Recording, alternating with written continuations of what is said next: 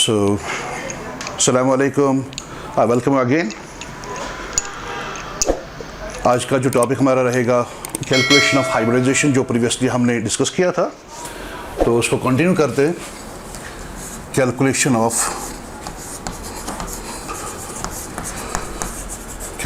Of hybridisation. और इसके लिए मैंने कुछ टिप्स आपको दिए थे, कुछ ट्रिक्स आपको दी थी कि कैसे किसी भी कंपाउंड का हम हाइब्रिडाइजेशन कैलकुलेट कर सकते हैं. सो थोड़ा सा उसको रिकैप करते हैं. पहले तो मैंने आपको बताया था कि आपको कैलकुलेशन ऑफ हाइब्रिडाइजेशन करने के लिए, किसी भी कंपाउंड की कैलकुलेशन ऑफ हाइब्रिडाइजेशन करने के लिए आपको स्टीरिक नंबर ये पता होना चाहिए. और स्टीरिक नंबर होता क्या है? हमें स्टीरिक नंबर निकालना है. तो ये कैसे निकालते हैं? तो इसके लिए मैंने आपको कहा था कि आप इसमें स्टीरिक नंबर कैलकुलेट करने के लिए आप नंबर ऑफ सिग्मा बॉन्ड्स देखें plus number of lone pair, right? LP stands for loan pair of electrons देखें.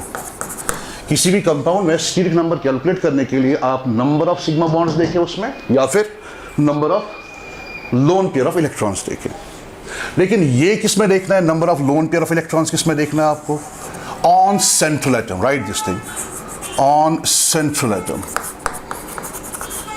Number of lone pair of electrons आपको देखना है किस पर? सेंट्रल एटम पर. या फिर मैंने दूसरा आपको तरीका दिखाया था. दूसरा तरीका क्या था बेटा? याद है? दूसरा तरीका था कि आपको टोटल वैलेंस इलेक्ट्रॉन जो काउंट है वो आपको निकालना है. टोटल वैलेंस इलेक्ट्रॉन काउंट ये किसके बराबर होता है बेटा? Number of valence electrons on central atom. इसके साथ ऐड क्या करना है बेटा आपको? You have to add number of valence electrons on surrounding atoms.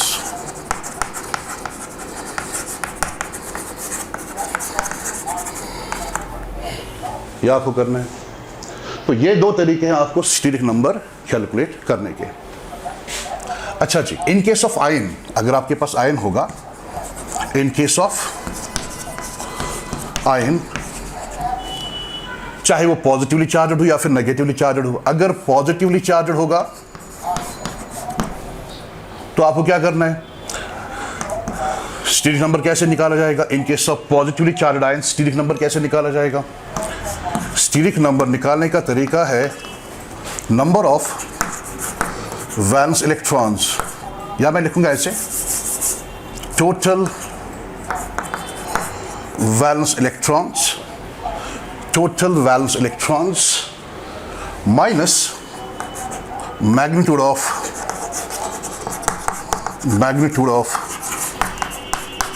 positive charge. अच्छे से समझ लीजिए. अगर आपको आयन के केस में निकालना होगा हाइब्रिडाइजेशन, तो आपको क्या करना है? स्टीरिक नंबर कैसे निकाला जाएगा? टोटल वैलेंस इलेक्ट्रॉन्स माइनस क्या करना है बेटा? Magnitude of positive charge. ठीक. इन केस आपके पास नेगेटिवली चार्जड आयन हुआ, नेगेटिवली चार्जड आयन, राइट, जिसको आप एनाइन कहते हैं, नेगेटिवली चार्जड आयन. ये था बच्चे यहाँ पर पॉजिटिवली चार्जड आयन, जिसको आप कैटाइन के नाम से पुकार सकते हैं. आप positively charged ion cation, negatively charged ion A9, right. अगर इसमें आपको स्टीरिक नंबर निकालना होगा तो क्या करेंगे? Total valence electrons plus magnitude of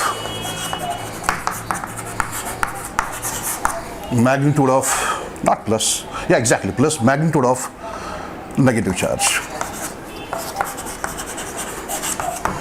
this is how hybridization is calculated in case of various ions, in case of different compounds, right? So let's exemplify these. For example, अगर आपके पास water होगा,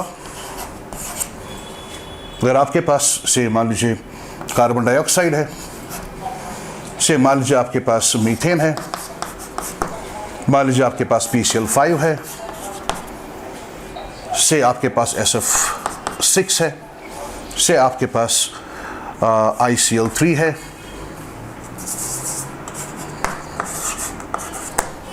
तो आपको इनके लिए निकालना है हाइब्रिडाइजेशन। तो सबसे पहला तरीका क्या मैंने बोला था?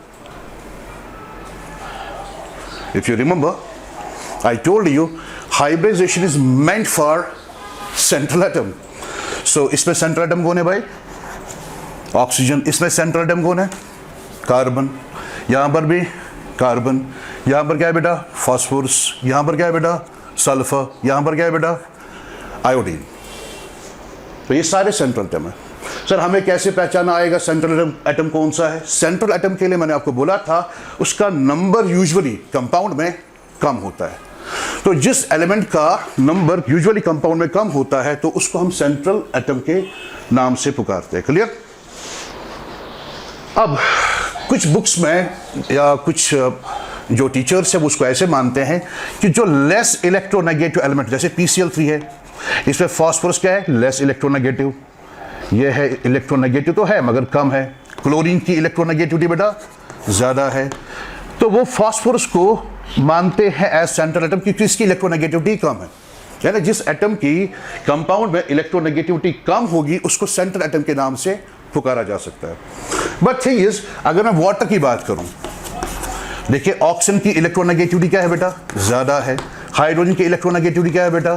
कम है। लेकिन सेंट्रल एटम कौन है यहाँ पर? ऑक्सीजन। हालांकि इसकी इलेक्ट्रोनेगेटिविटी ज़्यादा है। यहाँ पर फास्फोरस की इलेक्ट्रोनेगेटिविटी कम है। तो कभी कभार इसमें कंफ्यूजन पड़ जाता है कि लाइक मुझे कौन सा एटम लेना पड़ेगा सेंट्रल एटम, जिसकी इलेक्ट्रोनेगेटिविटी ज़्यादा होगी कि जिसकी इलेक्ट्रोनेगेटिविटी कम होगी। इसलिए इस कंफ्यूजन को अवॉइड करने के लिए आपको क्या करना है कि जिस एटम का नंबर कंपाउंड में कम होगा उसको आप यूजुअली ले सकते हैं एज सेंट्रल एटम। क्लियर? इसका नंबर कम है, सेंट्रल एटम है। इसका नंबर भी कम है, यहाँ पर पूरे कार्बन डाइऑक्साइड में कार्बन का नंबर कम है, सेंट्रल एटम। यहाँ पर मीथेन में कार्बन का नंबर कम है, ये भी सेंट्रल एटम। फास्फोरस, यहाँ पर अगर आप देख सकते हैं PCl5 में, फास्फोरस पेंटाक्लोराइड में फास्फोरस का नंबर कम है तो सेंट्रल एटम। यहाँ पर सल्फर सेंट्रल एटम, यहाँ पर iodine central atom. Clear? Okay.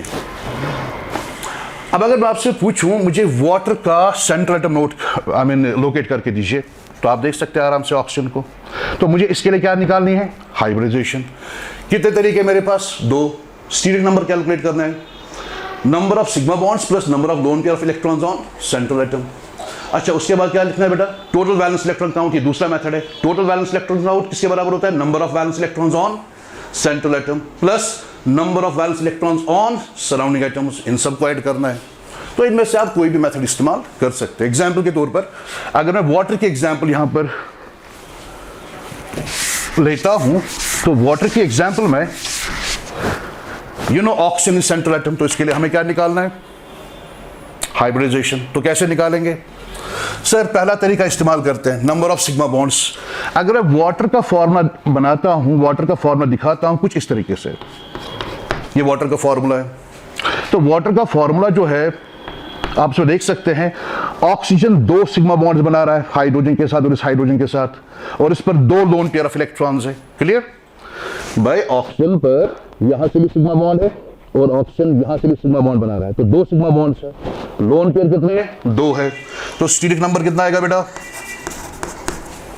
भाई मुझे इसका स्टीरिक नंबर निकालना भाई, क्या आएगा? So it will be 2 sigma bonds, तो हो गया 2 प्लस लोन पेयर कितने इस पर?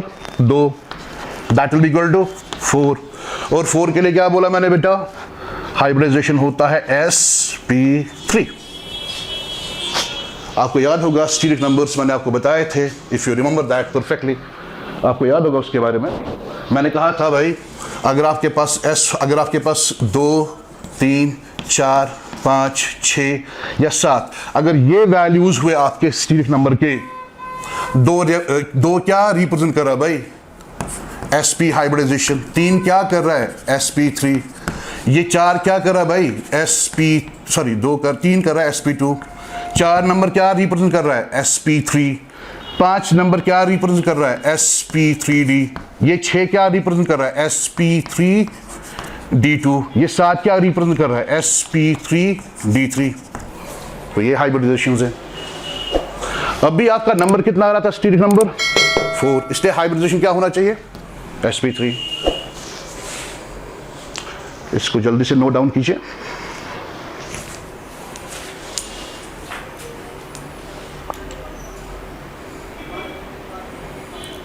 राइट, यहां पर 2 सिग्मा बॉन्ड्स थे, नंबर 2।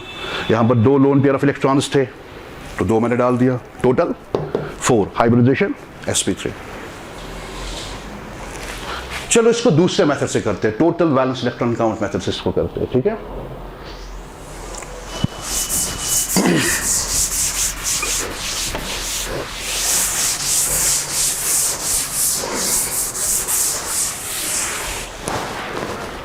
अब जरा इसको देखिए फिर से।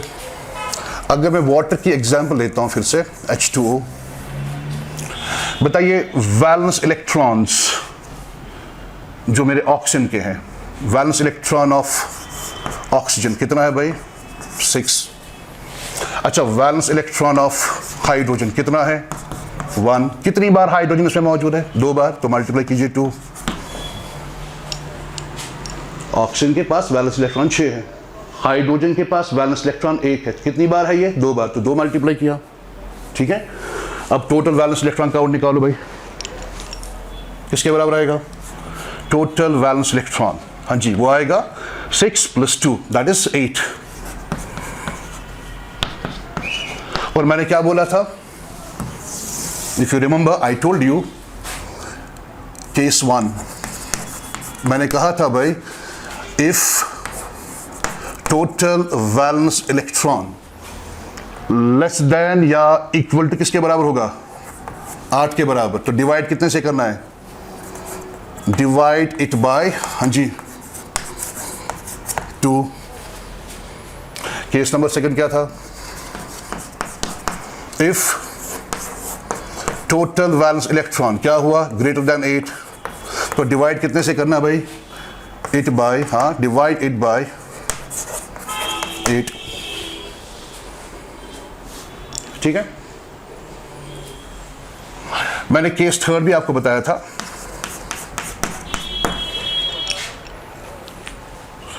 If the total valence electron count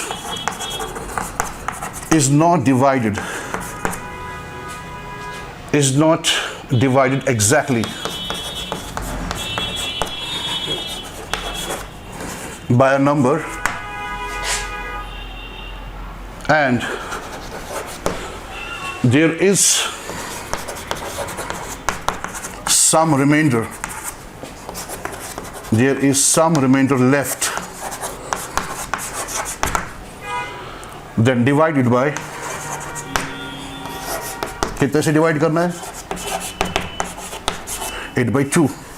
याद रखना ये, अगर total valence electron count exactly divide नहीं हो रहा है नंबर से, तो आपको क्या करना है? कुछ रिमाइंडर बच जाता है वहां पर, देन इस रिमाइंडर को आप डिवाइड करेंगे बाय 2 so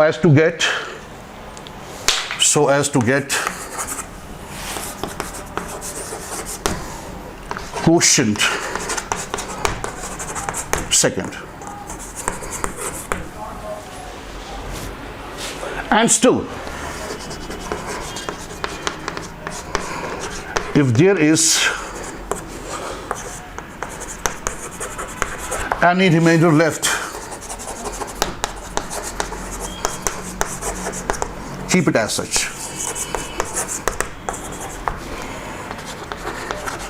बड़ा इंपॉर्टेंट है ये,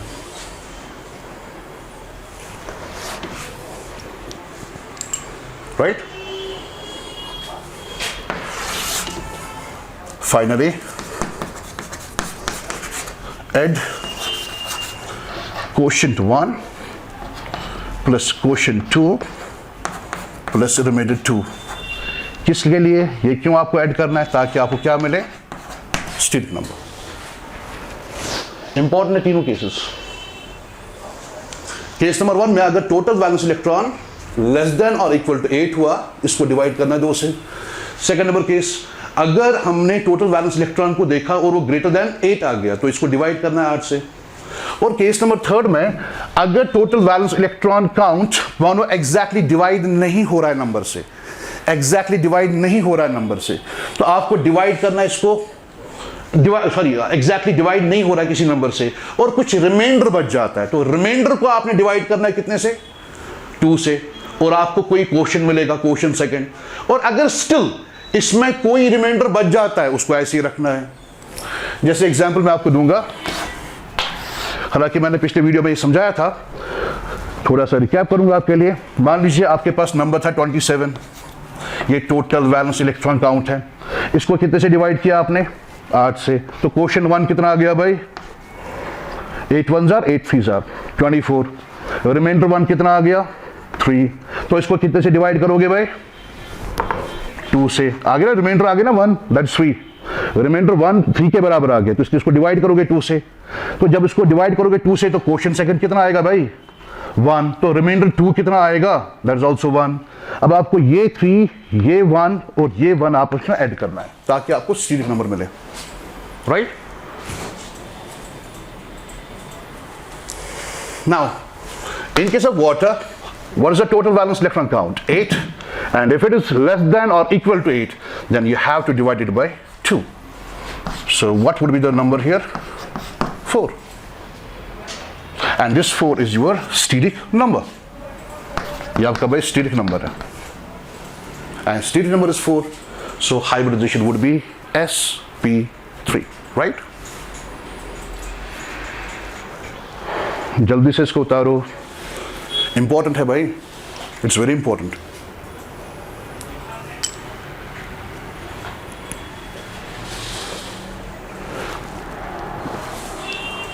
आई होप यह सारा आपको समझ में आया होगा। Shall I proceed further? Thank you very much. Okay, let's take one more example. Let's take one more example. Say हमने कार्बन डाइऑक्साइड की बात की थी, so let's take carbon dioxide. In case of carbon dioxide, you know central atom is carbon. Okay, fine. So let's try to find it is state of hybridization. यानी ये इसकी hybridization क्या है उसको देखते हैं। तो इसके लिए हमें क्या कैलकुलेट करना पड़ेगा, steric number. Sir steric number कैसे कैलकुलेट किया जाएगा, तो मैंने उसके लिए 2 मेथड्स आपको बताए, या तो आपको सिग्मा बॉन्ड देखने टोटल कितने हैं और लोन पेयर कितने देखने हैं। आपके पास सेंट्रल एटम पे कितने लोन पेयर ऑफ इलेक्ट्रॉन्स है और उसके इर्द गिर्द कितने सिग्मा बॉन्ड्स बन रहे हैं, उन दोनों को ऐड कर दो, स्टीरिक नंबर मिल जाएगा। या दूसरा तरीका क्या बताया मैंने कि इसके टोटल वैलेंस इलेक्ट्रॉन्स देखिए, टोटल वैलेंस इलेक्ट्रॉन किसके बराबर आएंगे भाई, कार्बन के पास टोटल वैलेंस इलेक्ट्रॉन, इसके वैलेंस इलेक्ट्रॉन कितने हैं 4, प्लस ऑक्सीजन के वैलेंस इलेक्ट्रॉन कितने हैं 6, मल्टीप्लाई कितने से करोगे 2 से, किसके बराबर आ गया भाई 6 2 हो गया 12 एंड 4 दैट इज 16। अगर 16 आ रहा है तो इसको कितने से डिवाइड करोगे भाई 8 से, क्या आ जाएगा 2। तो स्टीरिक नंबर जो कि बराबर होता है टोटल वैलेंस इलेक्ट्रॉन, वो किसके बराबर आ गया भाई 2 के बराबर। Steric number which is equal to total valence electron is equal to 2। So अगर स्टीरिक नंबर आपके पास 2 आ गया तो हाइब्रिडाइजेशन कौन सा होगा, sp हाइब्रिडाइजेशन, राइट।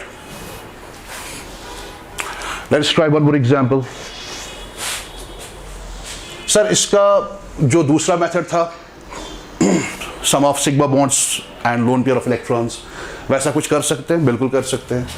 आप कार्बन डाइऑक्साइड के स्ट्रक्चर को ड्रॉ कीजिए। यू नो कार्बन के पास 4 वैलेंस इलेक्ट्रॉन्स होते हैं और ऑक्सीजन के पास कितने होते हैं बेटा 6 होते हैं, वो आप देख सकते हैं। इसके पास 4 वैलेंस इलेक्ट्रॉन 1 2 3 एंड 4, इसके पास 6 1 2 3 4 5 6 1 2 3 4 5 6, राइट। अच्छा सेंट्रल एटम कौन है इसमें, कार्बन है। क्या कार्बन पर कोई लोन पेयर है, बिल्कुल नहीं है। अच्छा सिग्मा बॉन्ड्स कितने हैं सराउंडिंग में, ये है सिग्मा बॉन्ड, ये भी है sigma bond. What is this pi bond, what is this here pi bond. तो पाई बॉन्ड को तो हमने लेना नहीं है, तो स्टीरिक नंबर कैलकुलेट कीजिए। Steric number will be equal to number of sigma bonds कितने हैं 2 plus number of lone pair of electron कोई है सेंट्रल एटम पर बिल्कुल नहीं है, सिग्मा बॉन्ड 2 है लेकिन लोन पेयर 0 है, तो क्या आ गया स्टीरिक नंबर 2। जब 2 आ जाएगा तो हाइब्रिडाइजेशन कौन सा होगा भाई sp, जो कि यहां पर भी आ रहा था। आप वो वाला मेथड इस्तेमाल कीजिए, ये वाला मेथड इस्तेमाल कीजिए, choice is yours. Say we'll take another example, say PCl5. In case of PCl5, which one is the central atom? Phosphorus. अरे भाई phosphorus है ना कम नंबर में, तो क्या करना है इसका हाइब्रिडाइजेशन निकालना है। तरीका क्या है उसका भाई, इसके वैलेंस इलेक्ट्रॉन देखेंगे, टोटल वैलेंस इलेक्ट्रॉन काउंट देखेंगे हम कितना आएगा। फास्फोरस के पास 5 वैलेंस इलेक्ट्रॉन प्लस क्लोरीन के पास 7, मल्टीप्लाई कितने से करोगे 5 से, बिकॉज ये 5 बार मौजूद है, तो क्या आ जाएगा यहाँ पर, ये तो 35 हो गया, ये हो गया 5, 35 प्लस 5 कितना हो गया 40, तो इट इज 40। तो 40 अगर है तो ग्रेटर देन 8 है total valence electron count, right, यही तो देगा ना आपको स्टीरिक नंबर। तो ये 40 है तो इसको डिवाइड करेंगे कितने से 8 से, तो कितना आ जाएगा भाई 5, और अगर 5 आ गया तो हाइब्रिडाइजेशन क्या होगा sp3d, तो इसका sp3d हाइब्रिडाइजेशन है PCl5 में, इसका sp3d, ठीक है, क्लियर हो रहा है, नाइस। चलिए जी, अब इसको आपने number of sigma bond plus number of lone pair of electron method से निकालते हैं, तो कैसे आएगा। PCl5 का स्ट्रक्चर ड्रॉ कीजिए। फास्फोरस के पास 5 वैलेंस इलेक्ट्रॉन्स होते हैं, यू कैन सी देम, और यहाँ पर क्लोरीन है, क्लोरीन है, क्लोरीन है, क्लोरीन है, और यहाँ पर भी क्लोरीन है, फास्फोरस पेंटाक्लोराइड, राइट। सो इसमें सिग्मा बॉन्ड कितने हैं 1 2 3 4 5, तो नंबर ऑफ सिग्मा बॉन्ड 5 है, तो steric number will be equal to number of sigma bond plus, क्या इस पर कोई लोन पेयर है नहीं है, तो क्या आएगा 0, नंबर इज 5 के लिए क्या आएगा भाई sp3d, ठीक है। आई होप अब हाइब्रिडाइजेशन आपके लिए आसान बन चुका होगा। बहुत ही आसान तरीका है, किसी भी चीज में, किसी भी कंपाउंड में जो सेंट्रल एटम होता है उसका हाइब्रिडाइजेशन कैसे निकाला जाता है मैंने आपको दिखा दिया। आई होप कि यहां तक क्लियर है सारा।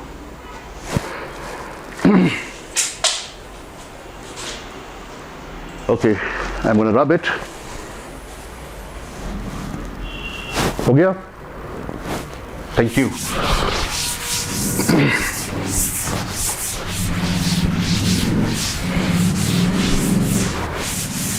मान लीजिए आपके पास जो कंपाउंड है वो एक ऑर्गेनिक कंपाउंड है, सपोज करें आपके पास ऑर्गेनिक कंपाउंड है कोई, in case of organic compounds, अगर आपके पास ऑर्गेनिक कंपाउंड होगा, जैसे ऑर्गेनिक कंपाउंड में if I give you like an alkane, this an alkane, you know carbon carbon के बीच में सिंगल बॉन्ड है, अगर मैं अल्कीन दे दूं भाई इस तरीके से, अगर मैं अल्काइन दे दूं कुछ इस तरीके से, और मुझे यहां पर इस कार्बन की निकालनी है हाइब्रिडाइजेशन, राइट। तो अगर इसकी मैं हाइब्रिडाइजेशन निकालूं तो आप देखिए इसमें नंबर ऑफ सिग्मा बॉन्ड्स, देखिए यहां पर आपको एक अप्रोच है, ऑर्गेनिक कंपाउंड में आप क्या देखोगे नंबर ऑफ सिग्मा बॉन्ड्स, इसको नोट डाउन कीजिए, आप नंबर ऑफ सिग्मा बॉन्ड्स देखेंगे, तो इसमें नंबर ऑफ सिग्मा बॉन्ड कितना है 1 2 3 और 4 सिग्मा बॉन्ड्स है। अगर 4 सिग्मा बॉन्ड हुए, देखिए अगर 2 सिग्मा बॉन्ड हुए तो sp हाइब्रिडाइजेशन, अगर 3 सिग्मा बॉन्ड हुए तो sp2, और अगर 4 सिग्मा बॉन्ड हुए तो sp3 होगा। अब यहां देखिए 1 2 3 एंड 4, 4 सिग्मा बॉन्ड, तो हाइब्रिडाइजेशन कौन सा होगा जल्दी sp3, राइट। इसका सर 1 सिग्मा बॉन्ड, दूसरा, तीसरा और चौथा, 4 सिग्मा बॉन्ड है, यहां पर भी तो 4 थे ना इस कार्बन पे, ये तो कॉमन है दोनों के लिए, इसके लिए और इसके लिए भी, तो इसका भी हाइब्रिडेशन क्या होगा बेटा sp3। यहाँ ये एक सिग्मा बॉन्ड है, सिग्मा बॉन्ड है, सिग्मा बॉन्ड है, ये भी सिग्मा, ये भी सिग्मा, ये वाला बॉन्ड कौन सा है बेटा पाई है। क्या आप निकाल सकते हो इसका हाइब्रिडेशन, बिल्कुल ठीक, sp2, यहाँ पर भी sp2, रीजन 3 सिग्मा बॉन्ड यहाँ पर, 3 सिग्मा बॉन्ड यहाँ पर, पाई बॉन्ड को नहीं गिनना है, पाई बॉन्ड को नहीं गिनना है, ध्यान में रखना, अच्छा भाई यहाँ पर कितने पाई बॉन्ड है? 2। सिग्मा बॉन्ड कितना है यहाँ पर? आप देख सकते हैं इस कार्बन के लिए 2 सिग्मा बॉन्ड, इस कार्बन के लिए 2 सिग्मा बॉन्ड। हाइब्रिडेशन क्या होगा? sp। इसका हाइब्रिडाइजेशन क्या होगा? sp। अब यहां पर एक क्वेश्चन मुझे आप कर सकते हैं। क्वेश्चन है sir C triple bond C में हमारे पास 2 हाइड्रोजन अगर यहां से होंगे, आपने बताया था कि जो सेंट्रल एटम है उसका नंबर यूजुअली कम होता है, लेकिन यहां पर तो कार्बन जितने हैं उतने ही हाइड्रोजन है, तो यहां पर सेंट्रल एटम कौन सा होगा? मैंने बोला था सेंट्रल एटम एक कंपाउंड में यूजुअली वो वाला एलिमेंट होता है जिसका नंबर कम होता है, लेकिन यहां पर कार्बन और कार्बन 2 कार्बन है, हाइड्रोजन एंड हाइड्रोजन 2 हाइड्रोजन है, यहां पर तो हाइड्रोजन का नंबर भी सेम है और कार्बन का नंबर भी सेम है। अब हमें कैसे पता चलेगा कि इनमें सेंट्रल एटम कौन है? Hydrogen can never be a central atom, hydrogen can never be a central atom. भाई हाइड्रोजन कभी भी क्या सेंट्रल एटम नहीं हो सकता, नहीं हो सकता। तो बचा क्या?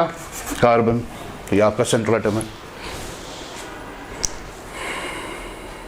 मान लीजिए एक कंपाउंड की सीरीज बनाता हूं मैं, सॉरी एक कंपाउंड को ड्रॉ करता हूं मैं यहां पर, C double bond C single bond, C triple bond C single bond, C double bond C single bond C double bond C। कुछ ऐसे मैंने आपको एक कार्बन की चेन दी और मैंने आपसे पूछा इन सारे कार्बन एटम्स का हाइब्रिडाइजेशन क्या है। अब देखिए इस कार्बन को चार बॉन्ड्स बनाता है ना कार्बन, तो यहां पर कितने बॉन्ड्स बनाए इसने? यहां से तो 2 बनाए, तो यहां से 2 होंगे। कितने सिग्मा बॉन्ड है? 1, 2 और 3 सिग्मा बॉन्ड के लिए हाइब्रिडाइजेशन sp2, तो इसका sp2 होगा। अच्छा इस कार्बन पे आइए, इस कार्बन में 3 बॉन्ड्स तो बन चुके हैं, 4 बनाते हैं ना कार्बन, तो ये 4 बॉन्ड्स बनाए, लेकिन एक बॉन्ड क्या है इसमें? पाई को छोड़ो, sigma and sigma, 3 sigma bond है ना, तो उसके लिए क्या आएगा भाई? sp2। यहां पर आइए, ये वाला बॉन्ड पाई, ये वाला बॉन्ड पाई, 2 पाई बॉन्ड है इसमें, बचा क्या? बीच वाला सिग्मा बॉन्ड और ये वाला सिग्मा बॉन्ड, तो इसका हाइब्रिडाइजेशन क्या होगा बेटा? sp होगा। 2 ही सिग्मा बॉन्ड है ना। यहां पर आइए, यहां से सिग्मा बॉन्ड, यहां से सिग्मा बॉन्ड, तो पाई बॉन्ड को गिनना नहीं है, तो इसका हाइब्रिडाइजेशन क्या होगा? sp। अब इसको देखिए, 1 बॉन्ड 2 3, कार्बन कितने बनाता है? 4 बॉन्ड बनाता है, तो मैंने चौथा बॉन्ड यहां पर रखा, लेकिन इसमें एक बॉन्ड यहां पाई है, 1 2 और 3 ही सिग्मा बॉन्ड है, 1 2 और 3 ही सिग्मा बॉन्ड है, तो इसका हाइब्रिडाइजेशन sp2। अब यहां पर देखिए 1 2 और 3 बॉन्ड बना चुका है, चौथा कौन सा होगा? यहां पर किसी और के साथ, हाइड्रोजन के साथ है, किसी कार्बन के साथ, तो 4 बॉन्ड कार्बन एनी हाउ बनाना चाहिए, तो इसमें क्या है? Pi bond and sigma bond, तो 3 सिग्मा बॉन्ड है, तो इसका हाइब्रिडाइजेशन sp2। इसका हाइब्रिडाइजेशन भी क्या होगा बेटा? कितने बॉन्ड्स बनाए इसने? चेक करो कितने बॉन्ड्स बनाए? 1 2 और 3। कितने बॉन्ड्स बनाने हैं? 4, तो बनाए कितने हैं? 3। तो एक बॉन्ड को मैं यहां दिखाऊंगा ऐसे, ठीक है, 1 2 3 और 4, तो इसमें एक तो पाई बॉन्ड है, उसको छोड़ो, सिग्मा एंड सिग्मा, तो 3 सिग्मा बॉन्ड है, तो हाइब्रिडाइजेशन होगा sp2। इसने कितने बॉन्ड बनाए? 2, तो 2 यहां से होंगे, क्लियर? तो यहां पर एक सिग्मा बॉन्ड, दूसरा सिग्मा बॉन्ड, तीसरा sigma bond, sigma and sigma, pi को नहीं गिनना है, तो इसका हाइब्रिडाइजेशन क्या होगा बेटा? sp2 होगा। यह है ऑर्गेनिक कंपाउंड्स में कैसे हाइब्रिडाइजेशन को निकाला जा सकता है। ओके जल्दी से इसको मार्क कीजिए, जल्दी से इसको नोट डाउन कीजिए, नोट इट डाउन, काफ़ी इंपॉर्टेंट है, एग्जामिनेशन पॉइंट ऑफ व्यू से काफ़ी इंपॉर्टेंट है। अक्सर बेशतर हम जहाँ पर हमारे पास जो ऑर्गेनिक केमिस्ट्री के अंदर जो हमारे पास चैप्टर्स हैं उनमें काफ़ी ज़्यादा इनका रोल होता है, हाइब्रिडाइजेशन का काफ़ी रोल होता है, और स्टूडेंट को डिफिकल्टी आती है ये जानने में कि किस कार्बन का हाइब्रिडाइजेशन क्या है। That I showed you.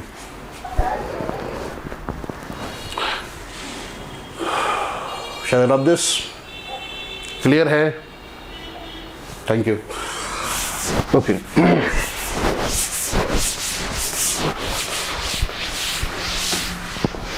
तो ऑर्गेनिक कंपाउंड्स में आपको सिंपली क्या करना है? कार्बन के इर्द गिर्द देखना है कि सिग्मा बॉन्ड्स का नंबर कितना है। अच्छा जी, मान लीजिए मेरे पास कुछ एरोमेटिक कंपाउंड्स है, से बेंजीन मेरे पास है, और मैंने पूछा बेंजीन में ये जो कार्बन यहां पर 6 कॉर्नर्स पे कार्बन होता है ना बेटा, ये तो पता है बेंजीन का स्ट्रक्चर, C6H6 फॉर्मूला। अच्छा जी, कार्बन कितने बॉन्ड्स बनाता है? 4, 1 2 3। इस कार्बन पर यहां पर क्या होगा? हाइड्रोजन, यहां पर भी हाइड्रोजन, यहां पर भी हाइड्रोजन। आप देख सकते हैं 4 बॉन्ड्स हर एक कार्बन एटम बना रहा है कि नहीं? कॉर्नर पे यहां यहां यहां यहां कार्बन एटम होता है।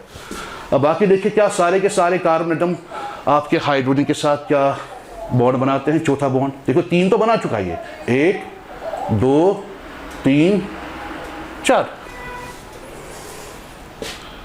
अच्छा जी, ये बॉन्ड पाई, ये वाला बॉन्ड भी पाई, ये वाला बॉन्ड भी पाई। पाई बॉन्ड को आप छोड़ दीजिए, बचा क्या? Sigma bond, sigma bond and sigma bond. तो इस कार्बन पर कितने सिग्मा बॉन्ड है? 3। तो इसकी हाइब्रिडाइजेशन क्या होगी बेटा? sp2। अगर इसका भी देखोगे sp2, इसका भी देखोगे बेटा sp2। तो बेंजीन में हर एक कार्बन एटम की जो हाइब्रिडाइजेशन है that is sp2। That's why it is planar, that's why it is planar. ये प्लेनर है। बेंजीन एक प्लेनर स्पीशीज है, एरोमेटिक भी है, साइक्लिक भी है, कॉन्जुगेटेड भी है। You know cyclic, that close ring. Why conjugated? Because इसमें alternate position में double single bonds होंगे। Conjugated, cyclic, aromatic, and साथ में क्या है बेटा? ये planar। क्या आप ऑर्गेनिक केमिस्ट्री पढ़ चुके होंगे? मेरा वो टॉपिक नहीं है अभी यहाँ पर। मेरा टॉपिक ये है कि कैलकुलेट कैसे किया जाएगा हाइब्रिडाइजेशन को। That's it। अब मेरा आपसे क्वेश्चन है, क्वेश्चन ये है, एक स्पीशीज को आपने जाना होगा। Species is this, you might be knowing this species. ये we calls as benzyne, right? We calls as benzyne. Can you please let me know what is the hybridization of this carbon and this carbon in this structure? I know यहां पर भी carbon है, यहां पर भी carbon है, यहां पर भी, यहां पर भी। मुझे इस कार्बन का हाइब्रिडाइजेशन पता है। 1 sigma bond, 2 sigma bond, 3 sigma bond. ये तो हमारा पाई बॉन्ड है, ये भी हमारा पाई बॉन्ड है। तो इसका हाइब्रिडाइजेशन क्या होगा बेटा? sp2। क्यों? यहां से भी सिग्मा बॉन्ड, यहां से भी सिग्मा बॉन्ड, यहां से भी सिग्मा बॉन्ड, 3 सिग्मा बॉन्ड है ना। तो हाइब्रिडाइजेशन क्या होगा? sp2। इसका बताओ, कार्बन 4 बॉन्ड बनाता है, देखो 1 2 3, यहां से चौथा बॉन्ड होगा। अच्छा भाई, ये सिग्मा बॉन्ड है, ये भी सिग्मा बॉन्ड है, ये भी सिग्मा बॉन्ड है। तो हाइब्रिडाइजेशन क्या होगा? sp2। इसका भी क्या होगा? यहां से एक और बॉन्ड बनेगा, sigma sigma and sigma, 3 sigma bond है। तो हाइब्रिडाइजेशन sp2। इसका भी हाइब्रिडाइजेशन sp2, राइट? इसका और इसका हाइब्रिडाइजेशन क्या होगा? यहां पर खाली क्या बनता है? 2 सिग्मा बॉन्ड। देखो ना, ये वाला सिग्मा बॉन्ड और ये वाला सिग्मा बॉन्ड। तो इस पे 2 सिग्मा बॉन्ड से, इस कार्बन पे 2 सिग्मा बॉन्ड से 4 बॉन्ड बनाना चाहिए कार्बन। देखिए 1 2 3 एंड 4। इसके लिए गिनो 1 2 3 एंड 4। 4 सिग्मा बॉन्ड बनाना चाहिए और बना रहे हैं। लेकिन यहां 4 बॉन्ड्स बनाने चाहिए, दोनों carbon atom, not sigma bonds necessarily. 2 carbon atom 4, ये कार्बन एटम 4 बॉन्ड बनाना चाहिए, ये कार्बन एटम भी 4 बॉन्ड बनाना चाहिए। बराबर है, 1 2 3 और 4। इसके लिए गिनो 1 2 3 एंड 4, बराबर है। बट इसका हाइब्रिडाइजेशन क्या होगा? डिपेंड करता है नंबर ऑफ सिग्मा बॉन्ड पे। तो यहां पर ये सिग्मा बॉन्ड है और ये सिग्मा बॉन्ड है। तो इसकी हाइब्रिडाइजेशन क्या होनी चाहिए भाई? राइट, इसका होना चाहिए sp, क्योंकि 2 ही सिग्मा बॉन्ड है। और यहां पर इस कार्बन का भी हाइब्रिडाइजेशन क्या होना चाहिए? sp। वाई? क्योंकि यहां से सिग्मा बॉन्ड है और यहां से, ये तो पाई है, ये भी तो पाई बॉन्ड है। तो 2 सिग्मा बॉन्ड है, तो इसका भी हाइब्रिडाइजेशन होना चाहिए sp। लेकिन क्या इनका sp हाइब्रिडाइजेशन होता है कि कुछ और होता है? We'll be dealing with that in the very next lecture of chemistry. Till then, have a nice day. Thank you very much.